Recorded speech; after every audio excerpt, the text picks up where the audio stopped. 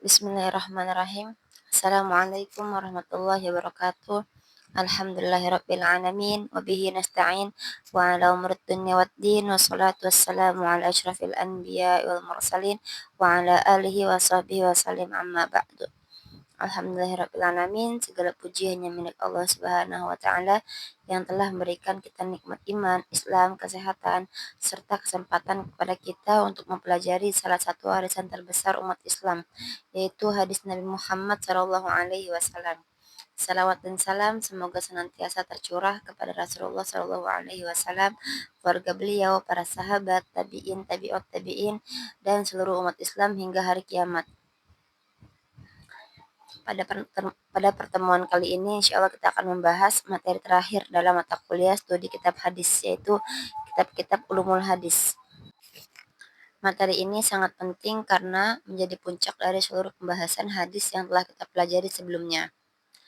Jika kitab-kitab hadis berisi kumpulan hadis Nabi Shallallahu Alaihi Wasallam, maka ulumul hadis adalah ilmu yang menjelaskan bagaimana hadis itu dikumpulkan, diteliti, dinilai, dipahami, dan dijaga keasliannya.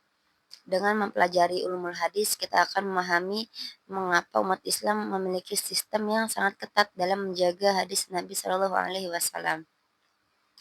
Oke, kita masuk ke pengertian ulumul hadis. Secara bahasa, ulum itu berarti ilmu-ilmu, sedangkan hadis berarti segala sesuatu yang disandarkan kepada Nabi Muhammad SAW berupa perkataan, perbuatan, ketetapan, dan sifat beliau. Maka ulumul hadis adalah seluruh ilmu yang digunakan untuk mengetahui keadaan hadis dari berbagai aspek, baik dari sisi sanad, perawi, matan, kualitas hadis, cara periwayatan, dan penerimaan hadis. Selanjutnya, mengapa sih ulumul hadis itu penting gitu ya?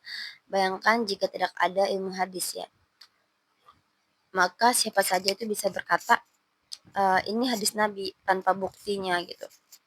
Nah, akibatnya agama akan bercampur antara kebenaran, kesalahan, dan kebohongan gitu.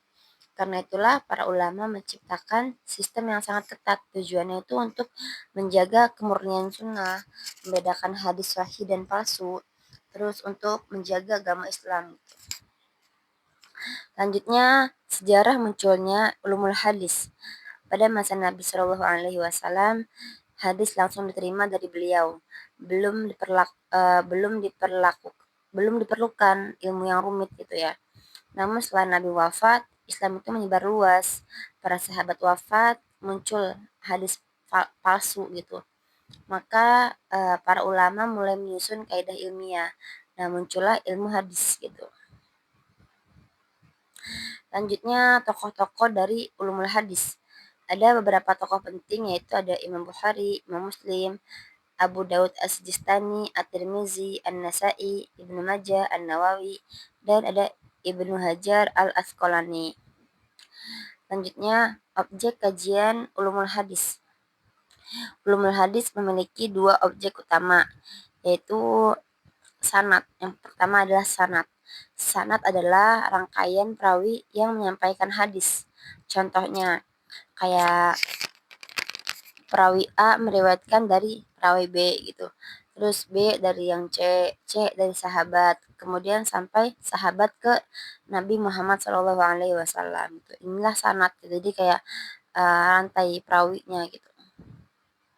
Dari dari yang kita ketahui dari periwayat sebelumnya sampai ke pada Rasulullah gitu. Selanjutnya yang kedua ada matan. Matan adalah isi atau teks hadis. Contohnya seperti sesungguhnya amal tergantung dengan niatnya. Nah, kalimat tersebut adalah matan gitu disebutnya. Matan hadisnya gitu.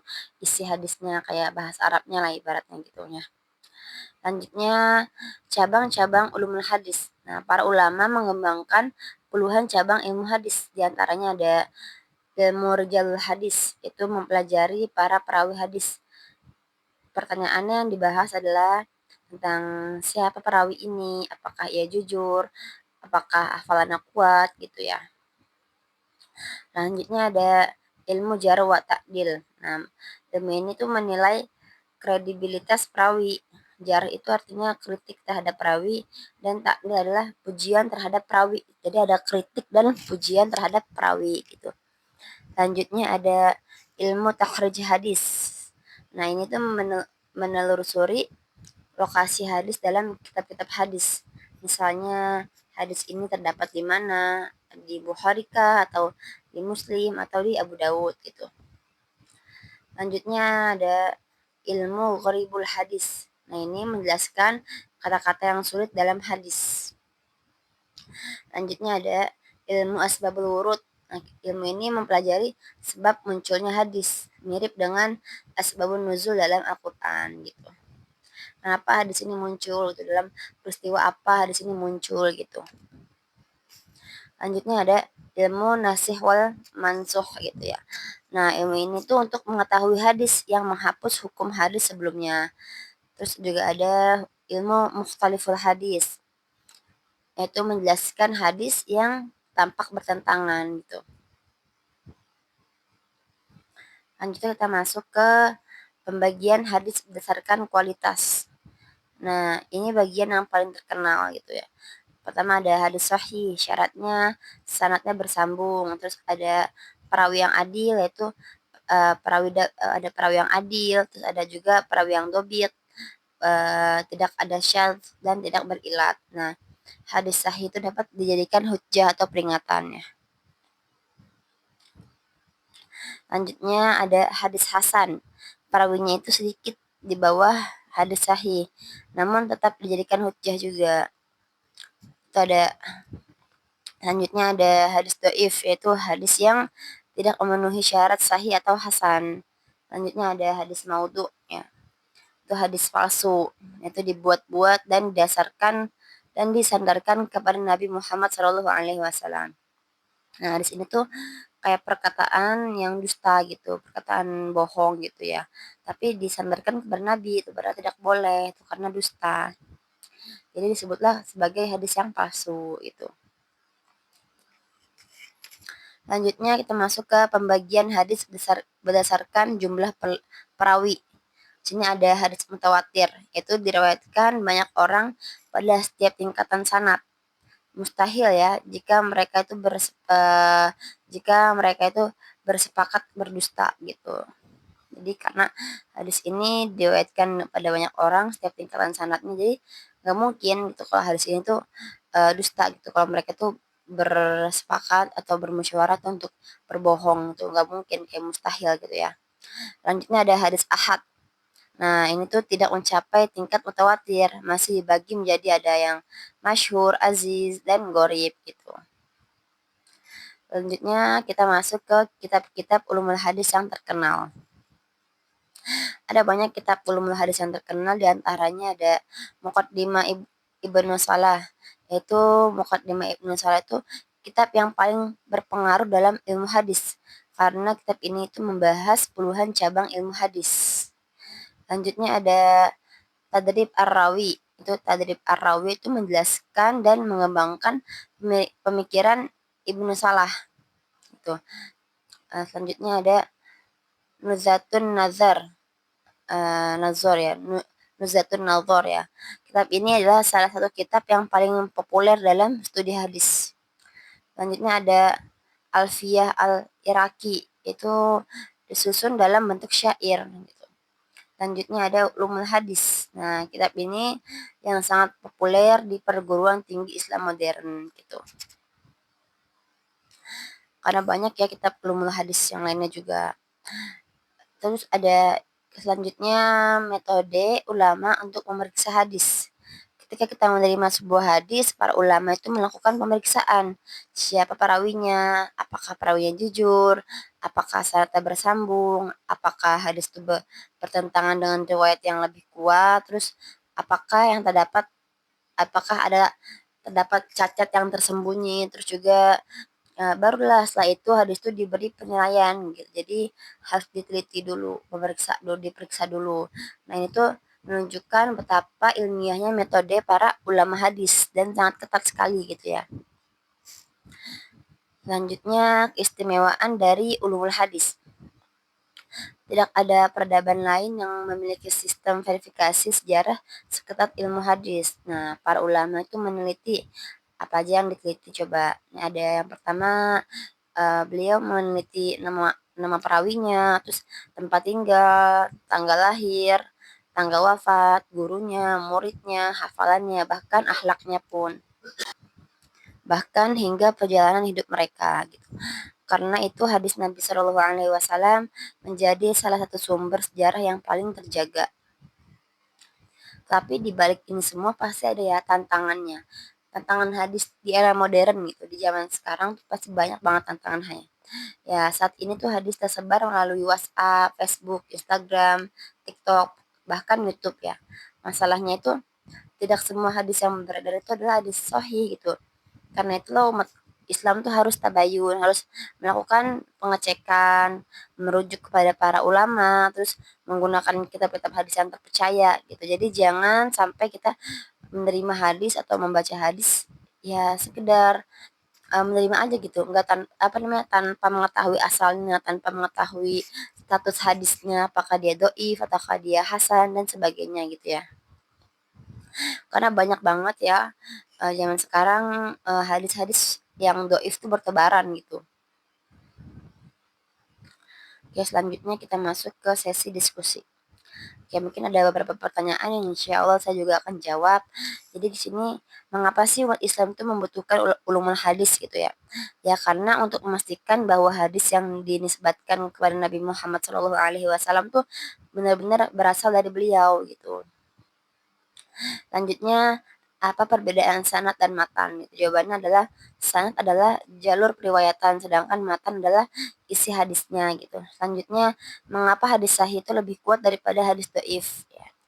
Karena hadis sahih itu memenuhi syarat-syarat yang ketat yang telah ditetapkan ulama hadis. Beda dengan hadis dhaif itu sangat jauh ya. Selanjutnya, apakah semua hadis yang beredar di apakah semua hadis yang beredar di media sosial itu benar gitu?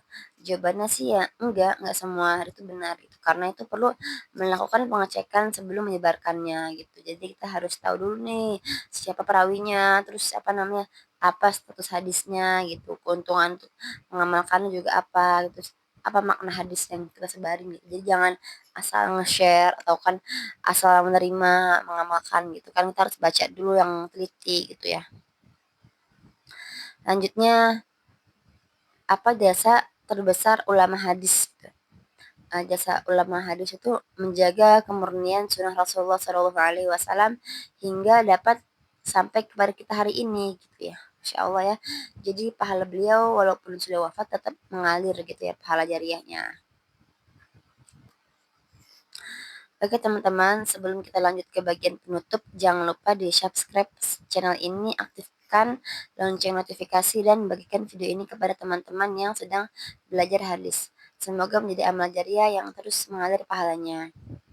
Oke, jadi hikmah yang dapat diambil yang pertama, Islam itu sangat menghargai ilmu dan penelitian. Yang kedua, kebenaran juga harus dibangun di atas bukti gitu. Terus yang ketiga, ulama hadis telah berkorban besar untuk menjaga agama. Yang keempat, kita harus berhati-hati sebelum menyebarkan informasi agama. Yang kelima, belajar hadis bukan hanya menghafal, tapi juga memahami metodologinya gitu. Jadi kesimpulan besar dari seluruh mata kuliah ini yaitu selama kita mempelajari studi kitab hadis, kita telah mempelajari sejarah kodifikasi hadis, tipologi kitab hadis, kitab Al-Muwatta Imam Malik, terus ada Musnad Ahmad, Sahih Bukhari, Sahih Muslim, Sunan Abu Dawud, Sunan Tirmizi, Sunan An-Nasai, Sunan Ibnu Majah, ada kitab hadis tematik, terus kitab syarah hadis, kitab-kitab ulumul hadis, dan sekarang ada ya sekarang terakhir ya kitab ulumul hadis ya. Dari pembahasan tersebut kita memahami bahwa sunnah Rasulullah Shallallahu Alaihi Wasallam itu tidak sampai kepada kita secara kebetulan, melainkan melalui perjuangan ribuan ulama selama berabad-abad. Mereka menghafal, menulis, meneliti, mengkritik, dan mengajarkan hadis agar tetap terjaga hingga saat ini. Oke, alhamdulillah akhirnya kita dapat simpulkan bahwa ulumul hadis adalah benteng utama penjaga sunnah Rasulullah Shallallahu Alaihi Wasallam. Melalui ilmu inilah umat Islam dapat membedakan hadis yang sahih, hasan, dhaif, bahkan hadis yang palsu. Semoga kita Semoga dengan mempelajari ilmu hadis ini kita semakin mencintai Rasulullah Shallallahu Alaihi Wasallam, menghormati para ulama dan lebih berhati-hati dalam menerima serta menyebarkan informasi agama.